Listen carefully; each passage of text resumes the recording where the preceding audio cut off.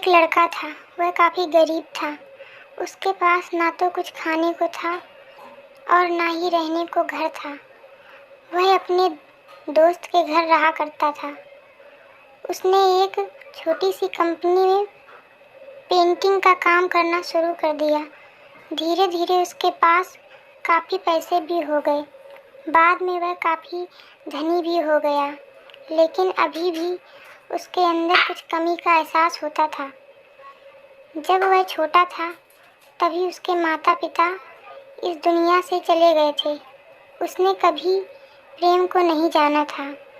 एक दिन जब वह अपने किसी काम से बाहर गया था तो उसे एक लड़की दिखी जो कि काफ़ी अच्छी और खूबसूरत थी। उसको देखते ही इस लड़के को उस लड़की से प्रेम हो गया। वह काफ़ी देर तक उस लड़के को देखती रही। कुछ देर बाद वह लड़की वहाँ से चली गई। कुछ दिनों तक यह लड़का उस लड़की को खोजता रहा, लेकिन वह लड़की ना मिली। लेकिन नियति ने उस लड़की से इस लड़के को मिला दिया। वह लड़की इस लड़के के घर काम की तलाश में आई थी।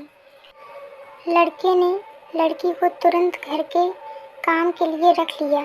जब वह लड़की इस लड़के से मिलने आई थी तो उस समय इस लड़के ने कुछ शब्द भी साफ से नहीं बोल पा रहा था, जिससे लड़की को लगा कि यह लड़का गूंगा है। लड़का भी जान गया था कि यह लड़की हमें गूंगा समझती है। इसके साथ यह लड़की समझ गई थी कि यहाँ लड़का इस घर का नौकर है, ना कि मालिक है। अब जब भी यह लड़का उस लड़की के पास जाता तो गूंगा बन जाता है। धीरे धीरे वह लड़की इस लड़के पर काफ़ी रहम खाने लगी। अब उसे इस लड़के के लाचारी पर प्यार होने लगा, लेकिन फिर वह लड़की एक बात से डर कर पीछे हट जाती थी। इस लड़की के भी माता पिता बचपन में ही मर चुके थे। इस लड़की को इसके चाचा ने पाला था और वह चाहता था कि वह जब तक जिंदा रहे यह लड़की उसके खाने और पीने का पैसा दे। लड़की का प्रेम हद से भी बाहर जाने लगा। लड़के के एक खांसी पर भी वह लड़की दौड़कर उस लड़के के पास पहुंच जाती थी। अब लड़का भी समझ गया कि इस लड़की को मुझसे प्रेम हो गया है। लड़का भी बहुत ज़्यादा उस लड़की से प्रेम करता था।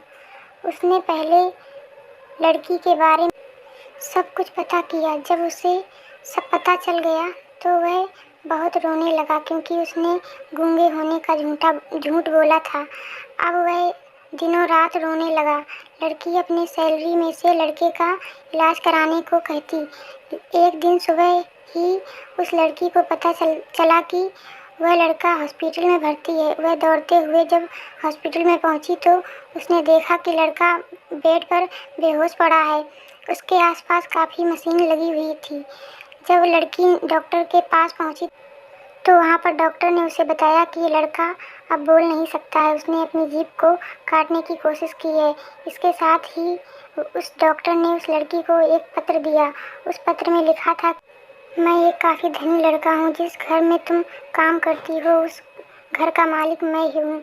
लेकिन इसके साथ ही मैंने तुमसे एक बहुत बड़ा झूठ बोला है कि मैं गूंगा हूँ। अब इस झूठ का प्रायश्चित करने के लिए मैं ऐसा काम करने जा रहा हूँ। इसके साथ ही तुम मेरे घर से मेरे मैनेजर से पैसों को लेकर अपने चाचा को दे देना और एक नई ज़िंदगी की शुरुआत करना।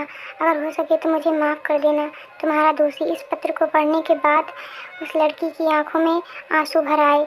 वह दौड़ते हुए मंदिर में गई। उसने भगवान के सामने कसम खाई कि जब तक वह लड़का बोलने नहीं लगता है तब तक वह कुछ नहीं खाएगी, भले ही वह मर क्यों न जाए। इधर डॉक्टर भी उस लड़के का इलाज कर रहे थे।